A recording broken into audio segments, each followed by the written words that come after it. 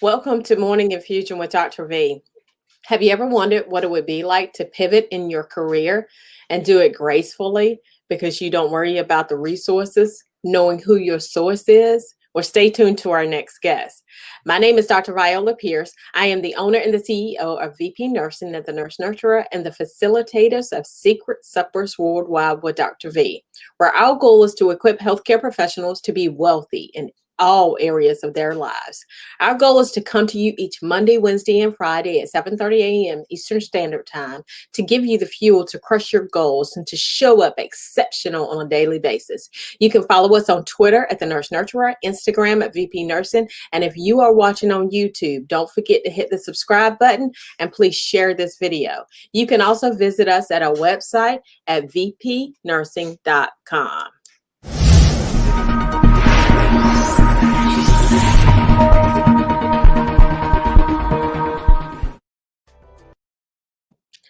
Our special guest today is Dr. Youlanda Logan.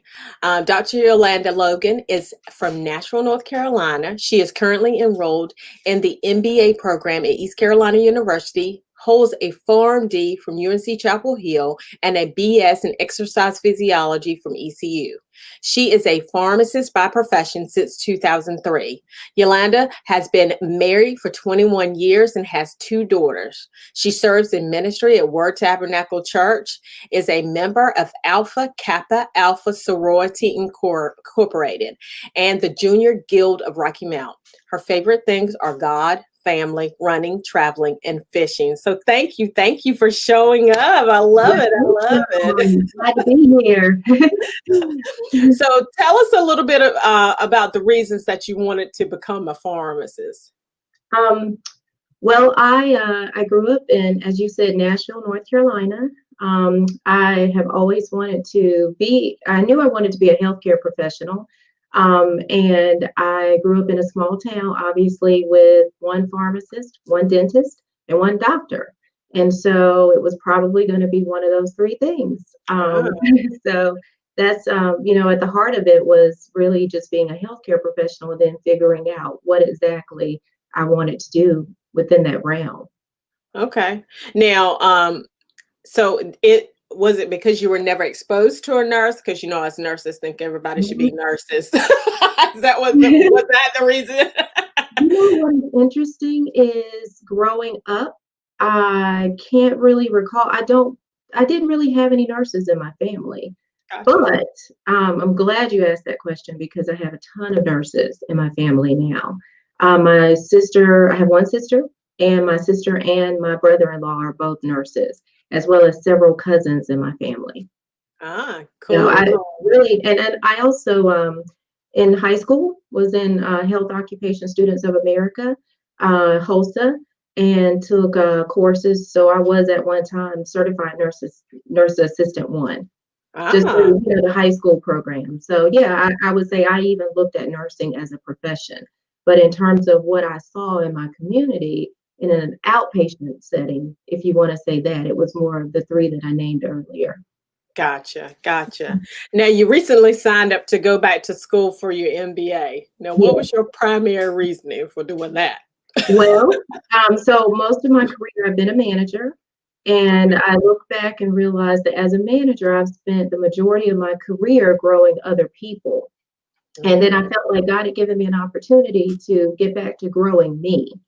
And I looked at MPA programs before, MHA programs before, not so much the MBA, but once I started looking at the MBA and opportunities to specialize in certain areas that could take me in different directions, I thought, you know what, I really do see something different happening here.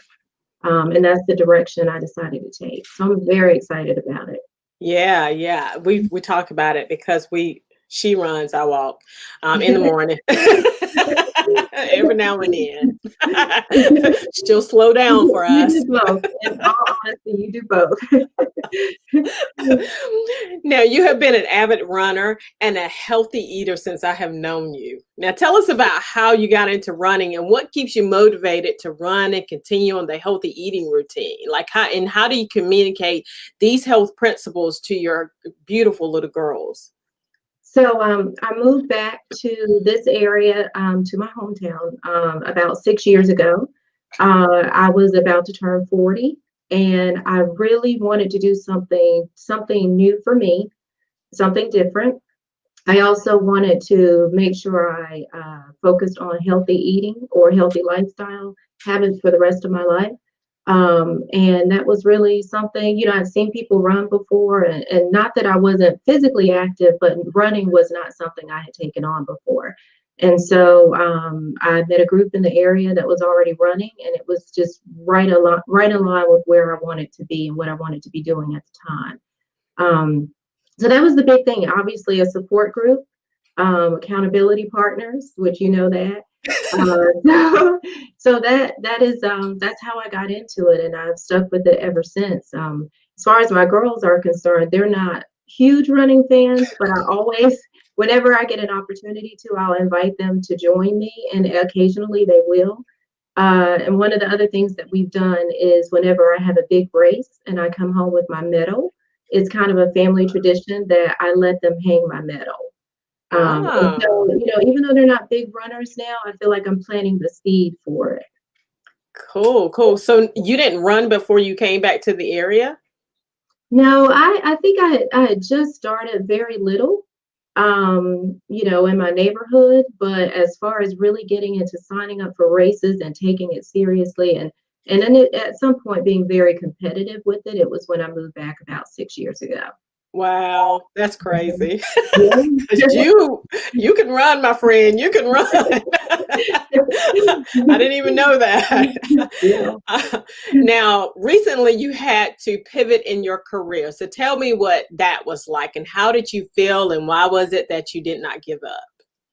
Well, I can tell you in the beginning it's a little scary at first. But you start kind of stepping back and saying, well, why now? I realized that I probably have about 20 more years left in my career, and that's an exciting thing, because that's what about halfway through for me. So I was talking to a close friend of mine who actually is a nurse, and she had an opportunity to change careers midstream. And she had worked with dialysis patients for most of her life, and then also transitioned into being a kidney transplant coordinator. And so when she got to a point of changing careers, she said that her prayer became, God, give me a different population of people to work with. Let me do something different or work or help somebody else. And that was very eye-opening for me because then I thought, I really have focused on one thing. And I do feel like this is an opportunity for God to do something new in my life. And so that's kind of where I am. Yeah, so sometimes there are things that happen because I remember I had to pivot in my career also, and it wasn't something that was my choice. And so Mhm. when I had to pivot, I just said, God, and so God will close doors, right, so Mhm. that you can walk into the favor of what He has for you. Until we get that everything there's nothing that happens to us, there's always things that happen for us. Then Mhm. life changes because it's like, okay, God, I don't know what you're doing right now, but I trust you through it all. Yeah. Have to get on board for the ride. And there are days when, you say when the mountain doesn't move, there's a reason the mountain doesn't move, and that's okay. So I think it's an exciting time, to be honest. Yes, I think it is too. And I think that we get sometimes stuck in that valley situation where we can't move and we get stuck in that valley. And what we don't Mhm. realize is that if we just keep going, then we're going up the mountainside to success. And That's so right. success is only a portion. We're going to sit there for a moment, right? But then we're going to go back into a valley. It's just a series, right? Mhm. But trusting Mhm. God through it all, that He's going to get us to the ultimate destination of what He has for us, because what God has for us is for us. Our packages won't be delivered at somebody else's mailbox, period. Amen. Mhm. Right. So I love that. So, who are some people that you look to for inspiration and mentorship? I would have to say the women in my life, in my village, And that is, every day I see women showing their value in their homes, in their workplaces, their communities, their church, across the board. And so, in thinking about that, there's not even one female in particular because I feel like I would be leaving someone out. So it really is just the phenomenal women that I see right now and what we're doing. Yeah, and there's a Dr. Allie Griffiths. She was saying on her Facebook page this morning, she said that she was close to 5,000 on her friend list, and she said Mhm. she's gotta let some people go, and she's gotta let some people go because she has to be very intentional about what comes through her timeline. She has to be very intentional about who influences her, right? And so I thought that was pretty sweet because sometimes we friend people and this is like, whoo, well, we don't need to be friends. Right. We Just don't need to good be friends, friends. right? That's right. Now, what are some resources that you recommend for those that are looking to go into leadership for the first time? Um, well, for me right now, it's a lot of spiritual resources. One of the books that I'm reading now is Non Like Him. And it really is about how different we are from God, which is a very important concept. And it seems very basic, but it says and speaks to me in terms of, He is the source, and I cannot do any of these other things that I want to do, that I'm interested in doing, that I have done without Him. So that to me is a very foundational thing, even before you step into, well, where do I move as a leader? That's true. That's true. I love it. I have to look that one. I don't think I've ever seen it. Who do you know who wrote it? Do you remember? I have not. I don't remember the author right now, but of course I'll get it to you. Gotcha. Gotcha. Now, what is one trait that you think every leader should possess and why? I think as a leader, the most important thing is the ability to inspire other people. Because you inspire them, right? To Mhm. do the thing that should be done. You know it, you see the vision. But if they're not bought in, Right, again, they're not going to do it, period. Point right. blank story. So, yes, that is super, super important. Now, do you think that it's important to have mentors? I do. I do. It's interesting because talking about new chapters in our lives, and especially for me, opening a new chapter is seeing myself more as a mentee than a mentor, because I feel like I've been more of a mentor to other people. And so, yes, I do believe that relationship is very important. Now, have you had mentors before now? Informally, very Okay. informally. But I think there again, it goes back to being a manager, and also I think being in a field of hospital pharmacy management where oftentimes you there may not be many more people above you, especially leadership wise at a hospital level. That you may not necessarily have quick local on-site access to other managers who are in your same department. And so you Gotcha. tend to have managers outside of your department, or not managers, but mentors outside of your department. And so that's why I said moving into a new chapter for me is identifying different mentors. So, So the different mentors, do you think, because some people have mentors just in their arena, right? So mhm, just in their careers. So do you right, think we should have mentors outside of for the sure. And okay. if you see a direction that you're headed in, a path that you're headed in, then you definitely need to identify a mentor who's already where you want to be. That's right. Yeah. I love it. I love it. Mhm. Now, what advice would you give a pharmacist going into the field for the first time? I would say to someone interested in pharmacy school now, definitely you want to try to pair your interest with not where pharmacy is now, but where you see pharmacy headed, where you see pharmacy, let's say 20 years from now. Because I saw that even when I came in as a pharmacist, we still had a lot of people coming in who were interested in, let's say, opening their own pharmacy, Mhm. continuing the family business. stay, being maybe more in retail pharmacy or drugstores that you see. Um, However, the profession took a major turn in the direction of clinical pharmacy around the time that I started, which was in 1999. It, really was headed more in terms of clinical pharmacy, and that has just really continued to move the profession in different paths that it had not taken previously. And I think it will continue to do so. But definitely look at the projections for the profession and see where the career growth is headed. So do you think that it's not the growth is not as much in the owning your own pharmacy? You think big Well, pharma? and there was the the the larger drugstores that bought out many of the independent pharmacies. And when I started pharmacy school, I wasn't really sure what direction I would head in at all. Because there again, I saw my local pharmacist and thought, okay, well, that may be nice to work in a drugstore. But I also had that, hospital interest as well. And kind of, took that path because once I entered into pharmacy school, it was really headed in more of a clinical direction. Gotcha. Now, what do you plan? Like, what's your ultimate goal for your MBA?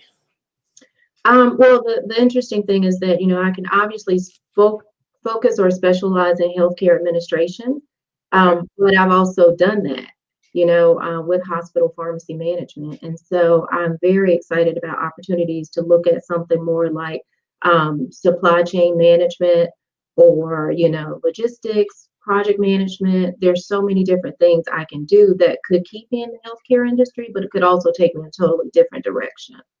Okay, so explain to me what supply chain management is, because So I'm basically, looking at how something is produced and moved throughout the spectrum, from production to the final consumer, okay. all of those things, the movement of those products, and even services, but mostly with products. And so I'm just open to whatever at this point. So it's like process. Well, the way that I look at that, it's like process improvement because you want to get it to the end consumer as efficiently and effectively, almost like Lean Six Sigma, right? Right, and then that is also the project management aspect of it as well. And so Gotcha. a lot of the MBA programs have certificate programs that accompany them, that you choose your electives in whatever area interests you the most. And so, the reason I chose the MBA program that I'm in is because it does have healthcare administration, but I also recognize that that may be something I already have enough of a background in that, let's take this in a different direction. Gotcha. Gotcha. Gotcha. Now, if you had an extra $100,000, how would you spend it and why? So the question is, pre-COVID or post? So I would say pre-COVID, pre-COVID, I would probably say more student loans or setting it aside for education for my children. I would say more in COVID, post-COVID is really just savings.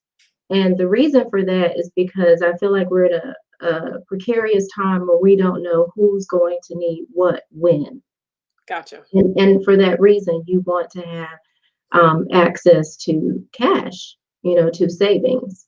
And I've been reading a lot about that too, money management during this time. And that's really what I think I would do with it right now. Okay. All right. Well, it has been a pleasure having you on today. Um, she is my friend. I just want to let Oh. y'all know. My name is Dr. Viola Pierce. I am the owner and the CEO of VP Nursing and the Nurse Nurturer and the facilitators of Secret Suppers Worldwide with Dr. V, where our goal is to equip healthcare professionals to be wealthy in all areas of their lives.